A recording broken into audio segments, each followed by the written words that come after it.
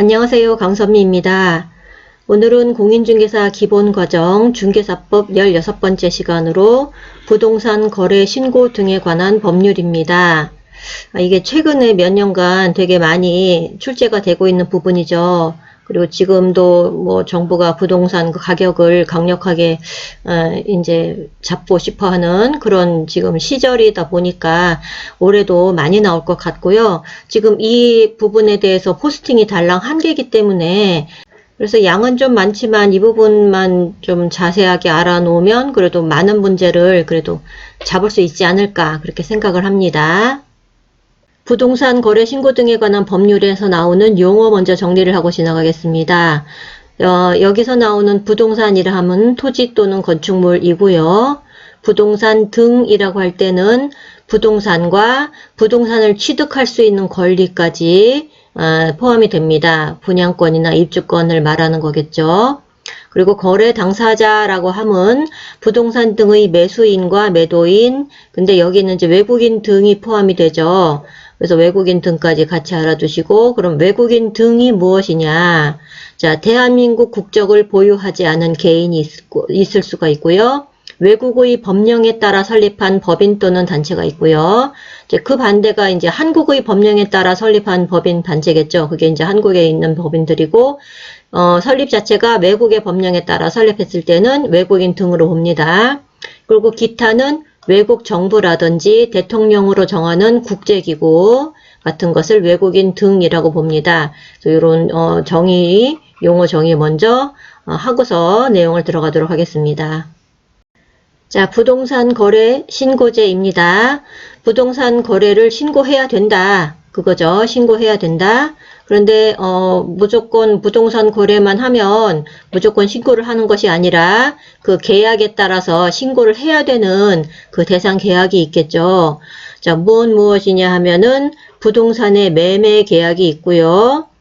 그리고 택지개발촉진법, 주택법 등에 따른 부동산의 공급 계약이 있습니다.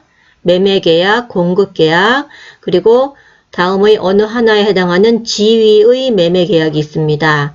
예, 크게 보자면 부동산의 매매 계약, 부동산의 공급 계약, 그리고 지위의 매매 계약 이렇게 볼 수가 있겠고요.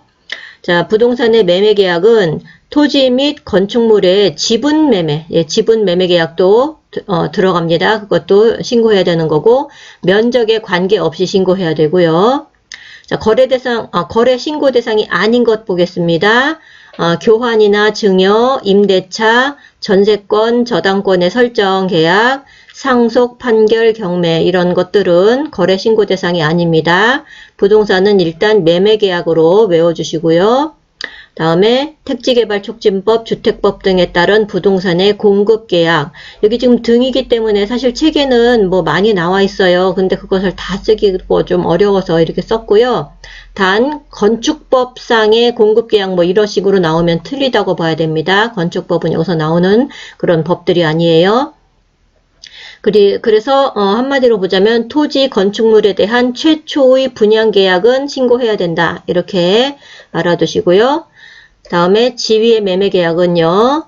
위 2번에 따라서 부동산을 공급받는 자로 선정된 지위 그랬습니다.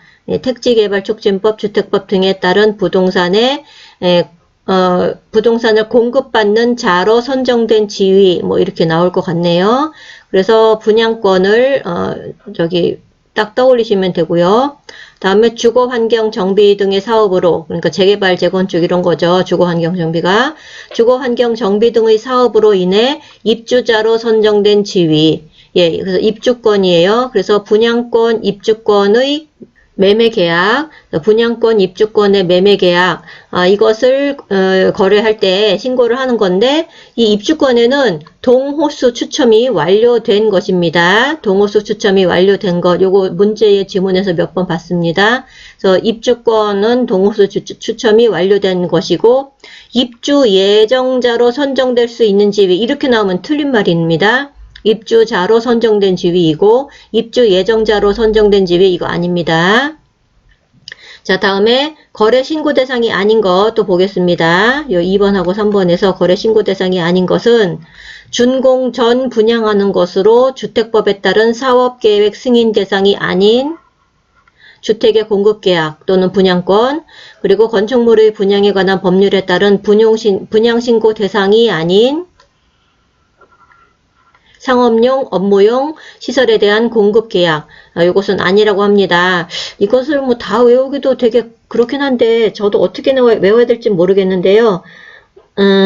사업계획 승인 대상이 아닌, 뭐 분양신고 대상이 아닌 이런 거는 아닌 거로 봐야 되지 않나. 쉽게 보면 일단 쉽게 그냥 외우자면 그렇게 해야 될 것 같습니다. 그래서 그런 것들은 거래신고 대상이 아니다 이렇게 알아두시고요.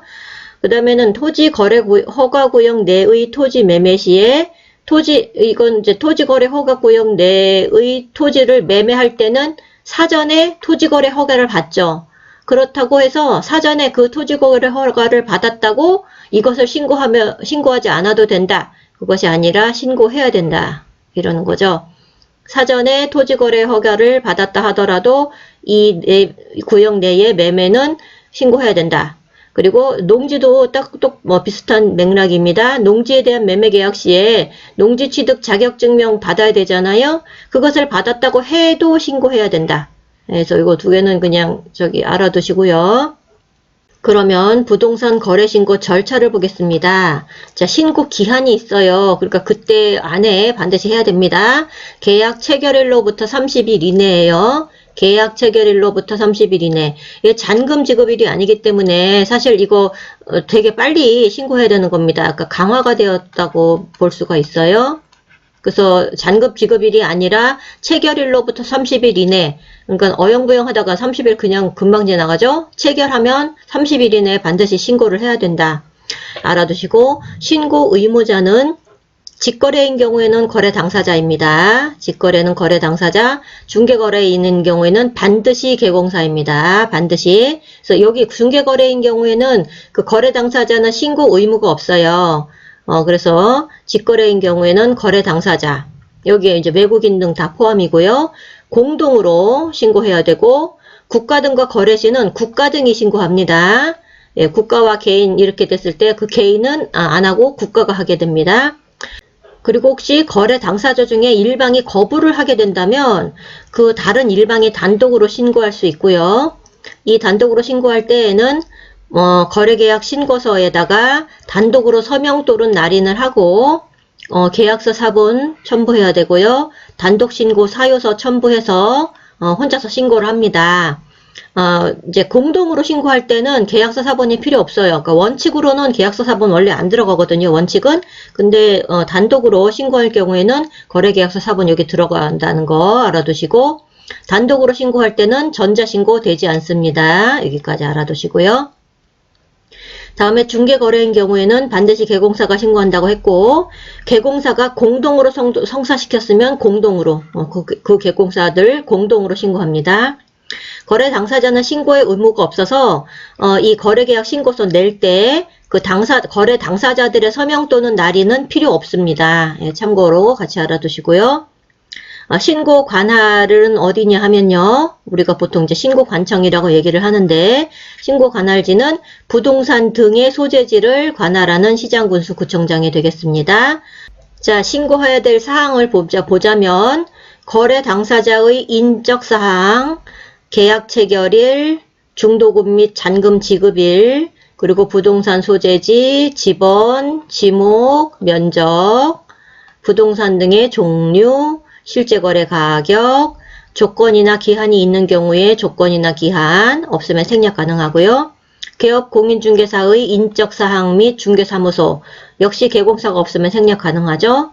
그리고 마지막으로 이것은 주택의 취득에 필요한 자금 조달 계획 및 입주 여부나 입주 예정 시기, 계획 및 예정에 관한 정보입니다.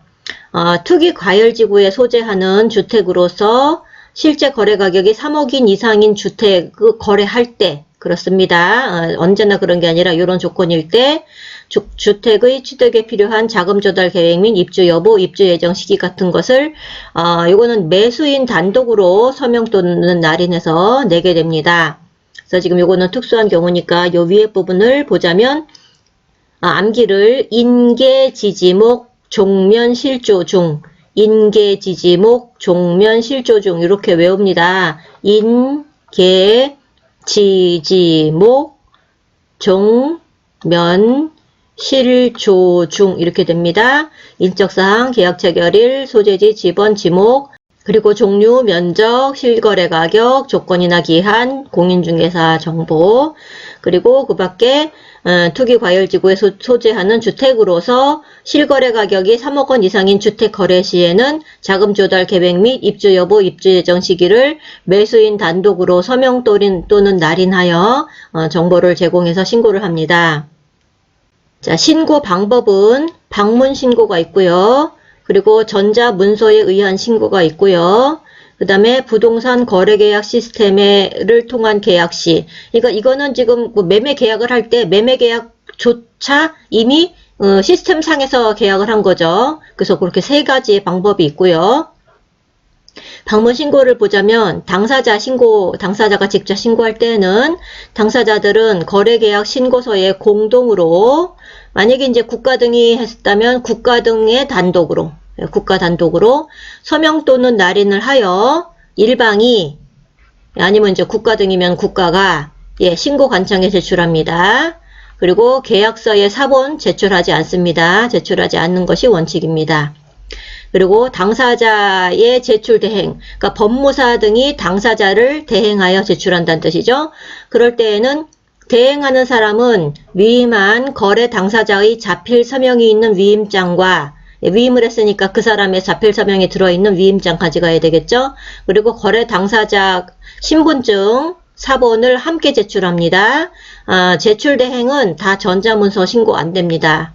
여기도 지금 또 있는데 하나 더 보자면 개공사가 제출 대행을 합니다. 이건 뭐냐면 소공사가 개공사가 제출해야 될 의무가 있을 때가 있죠. 그러니까는 중개를 해서 그렇죠. 거래 당사자 사이에 중개가 있을 때, 개공사가 중개했을 때.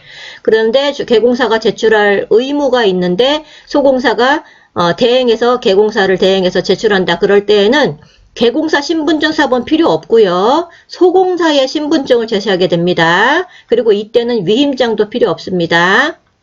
그래서 요거 위에 거랑 좀 비교를 하셔야 될 것 같고, 그 대행은 전자문서로 신고 무조건 안 됩니다. 대행은 여기 제출 대행은 전자문서로는 신고 안 된다. 그랬고 전자문서로 신고하는 것은 거래 당사자나 개공사나 모두 가능합니다. 거래 당사자가 직접 신고할 때 전자문서로 신고 가능하고 개공사가 신고할 때도 전자문서로 신고 가능해요. 이때는 공인인증서 필요하고요.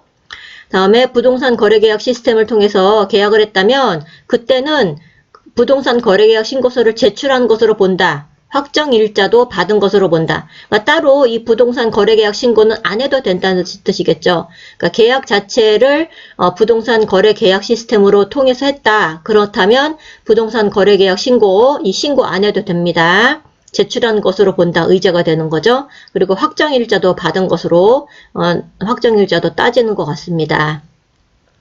자, 다음에 자금 조달 계획 및 입주 계획서 제출할 때 만약에 이거는 매수인이 하는 거잖아요. 매수인이 직접 한다면 자금 조달 입주 계획서를 별도로 제출할 수 있게끔도 되어 있습니다. 요거는 계약 체결일부터 30일 이내에 요 입주 계획서, 자금 조달 계획서 요거는 별도 제출할 수 있다. 그렇지만 기한은 있죠. 30일 이내. 다음에 매수인이 직접 신고 안 하고 매수인 외의자가 제출할 때 이때는 매수인이 누구한테 시키는 거잖아요. 부탁하는 거니까 25일 이내에 그러니까 계약 체결일로부터 25일 이내입니다. 자금 조달 입주 계획서를 신고하려는 자, 그러니까 자기가 지금 누구한테 위임하려고 하겠죠? 신고하려는 자에게 25일 이내에 그거 먼저 그 사람에게 건네줘야 됩니다. 제공하여야 되며 이 기간 내에 제공하지 않은 경우에는 매수인이 별도로 제출하여야 됩니다. 그래서 별도 제출할 수 있다. 그리고 매수인 외의자가 할 때는 25일 이내에 그 사람에게 전달해야 되고 그렇지 않으면 매수인이 별도로 제출하여야 된다. 이런 것이 나와 있고요. 신고 필증의 발급입니다. 신고 관청은 신고 내용을 확인한 후 지체 없이 신고 필증을 발급하여야 됩니다. 그리고 신고 필증을 받은 때에 검인을 받은 것으로 본다. 검인 의제고요. 외국인 신고 내용의 제출을 보겠습니다. 신고 관청은 외국인 등이 신고를 했다면 분기 종료일부터 1개월 이내에 시도지사에게 제출합니다. 이때 특별자치시만 제외하고요. 시도지사에게 제출하고요. 제출받은 시도지사는 제출받은 날부터 1개월 이내에 국토교통부 장관에게 제출합니다. 특별자치시장은 여기 지금 제외였잖아요. 특별자치시장은 시도지사 같은 급이니까 특별자치시장은 직접 국토교통부 장관에게 제출합니다. 다시요. 신고관청은 분기 종료일부터 1개월 이내에 외국인 등이 신고한 그 부분에 대해서는 시도지사에게 제출하고 시도지사는 받은 날부터 1개월 이내에 교통부 장관에게 제출한다. 특별자치시장은 직접 국토부교통부 장관에게 제출한다. 외국인 등에 대해서는 국토교통부 장관에게까지 직접 올라가나 봅니다. 그 정보가. 자, 다음에 금지 행위를 보겠습니다. 개공사로 하여금 거래 신고를 못하도록 아니면 거짓으로 신고하도록 요구를 한다. 이러면 안 됩니다. 그리고 거래계약 체결 후에 신고 의무자가 아닌 자가 거짓으로 신고를 하는 거 안 되고요. 거짓으로 계약 해제 신고를 하면은 안 되고요. 그것을 뭐 조장하거나 방조하거나 다 안 됩니다.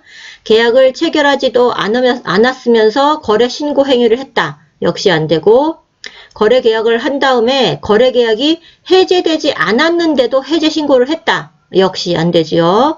그래서 이런 지금 디귿 리을 미음은 최근에 2020년 2월 21일부터 1년 몇 개월 된 것 같은데 어쨌든 이것은 안 된다. 금지 행위 알아두시고요.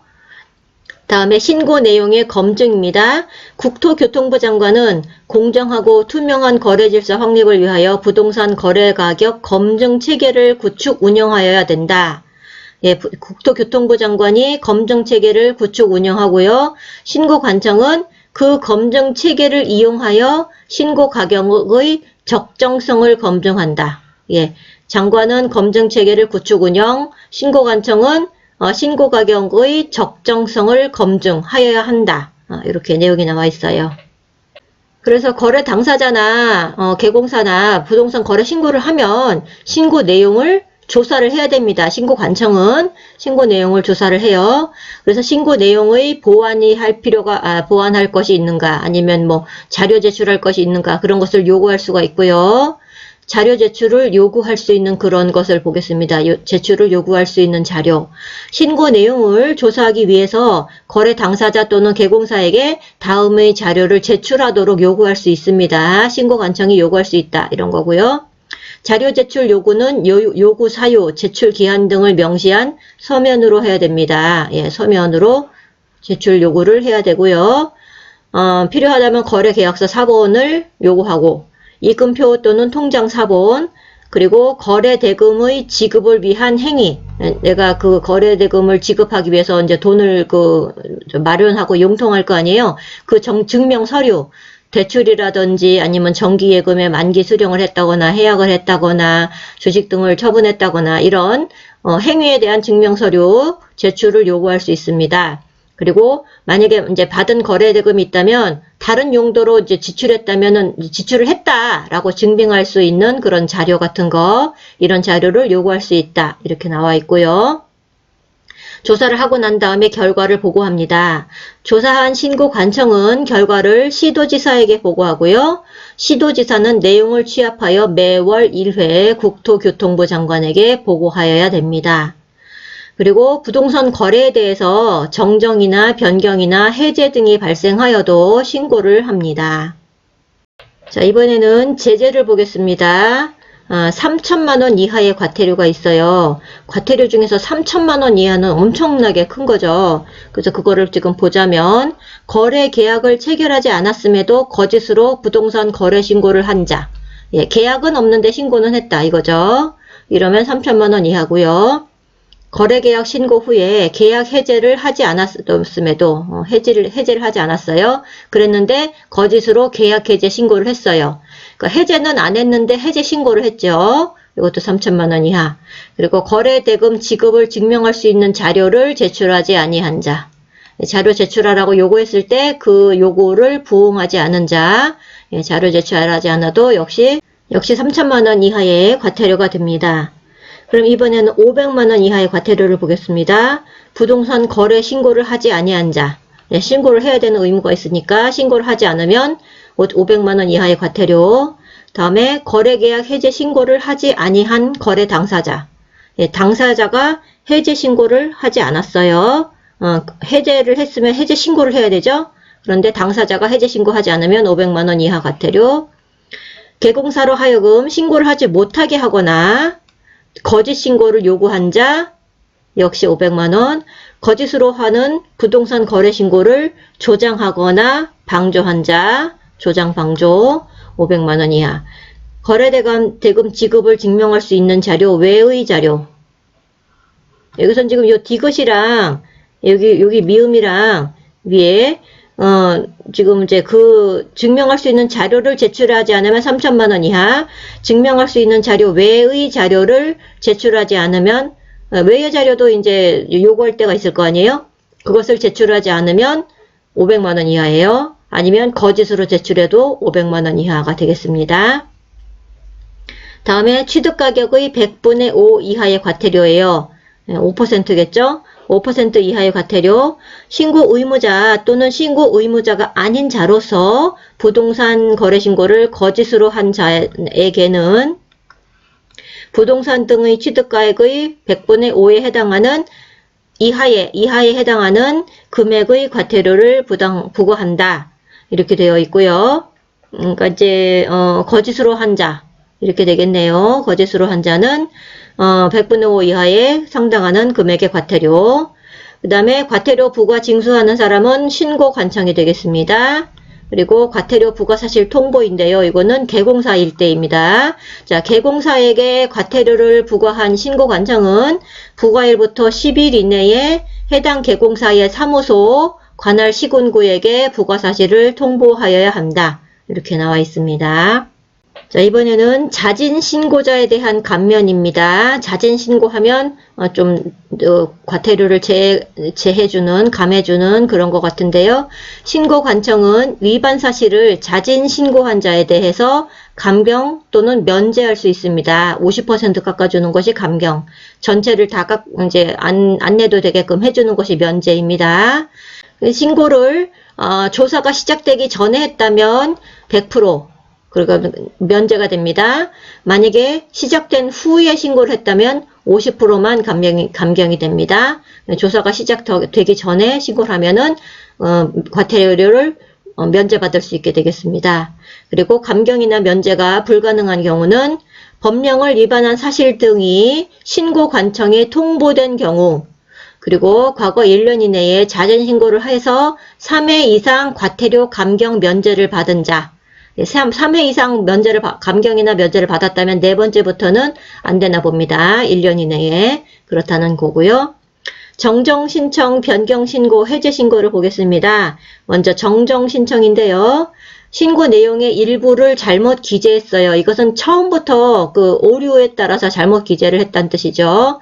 그래서 신고 필증에 해당 사항을 표시하고 이 부분이 잘못됐다. 그리고 그 부분에다가 서명 및 날인을 해서 신고 관청에 제출을 합니다. 그리고 이거는 전자문서로 가능하게 됩니다.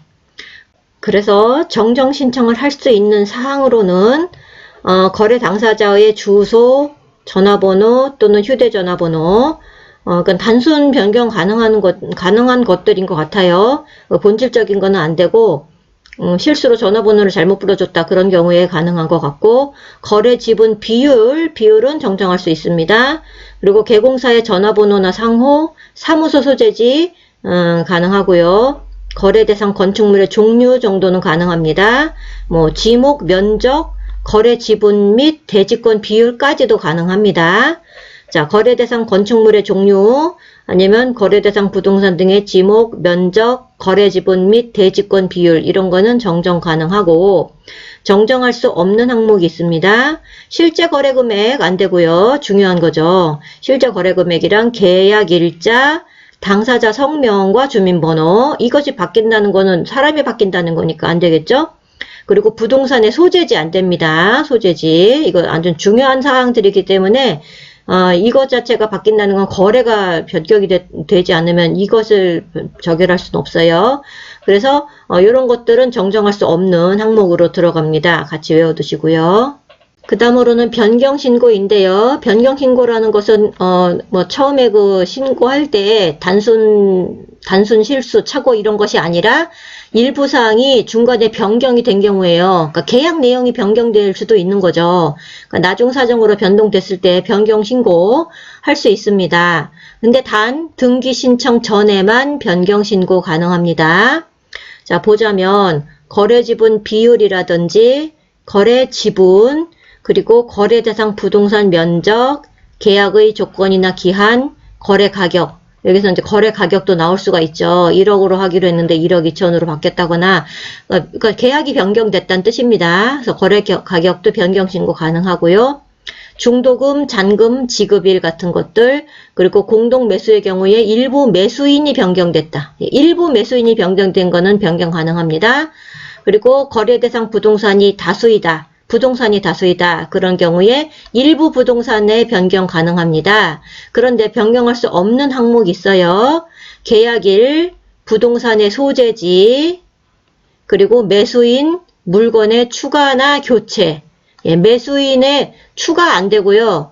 물건이나 추가 안 되고 교체 안 됩니다.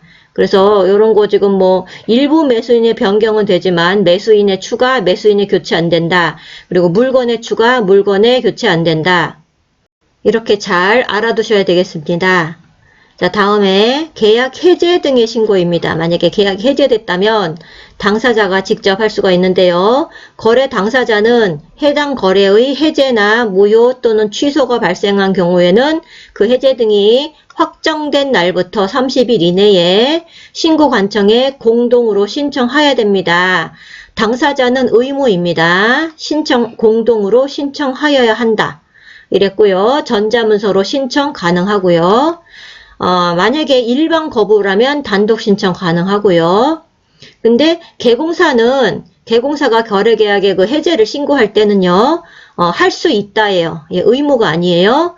요거는 비교를 해야 될 것 같아요. 그래서 개공사는 그 해제 등의 신고를 할 수 있다. 만약에 개공사들이 공동으로 중개했다면 공동으로 신고하는데 일방이 거부하면 단독으로 신청합니다. 어쨌든 개공사는 임의 신청이라는 거 알아두시고요. 당사자들은 공동으로 직접 신청하여야 되는 의무가 있고요. 두 개를 차이를 좀 구별을 해주시면 되겠습니다. 이번에는 외국인 등의 부동산 취득에 관한 특례를 보겠습니다. 자, 제일 먼저 나오는 건 상호주의인데요. 상호주의는 일단 쭉 읽어보고 얘기를 하겠습니다. 국토교통부 장관은 조약의 이행에 필요한 경우를 제외하고는 대한민국 국민에 대하여 자국 안의 토지의 취득을 제한하는 국가의 그 개인에 대하여든 대한민국 안의 토지의 취득을 금지 또는 제한할 수 있다. 이랬습니다. 뭐 말이 좀 길지만 상호주의라는 것은 우리나라가 있고 이제 타국이 있는데 우리 자국의 대한민국 국민이나 단체 이런 거 자국의 국민이 이 타국에서 만약에 거래 제한을 했다.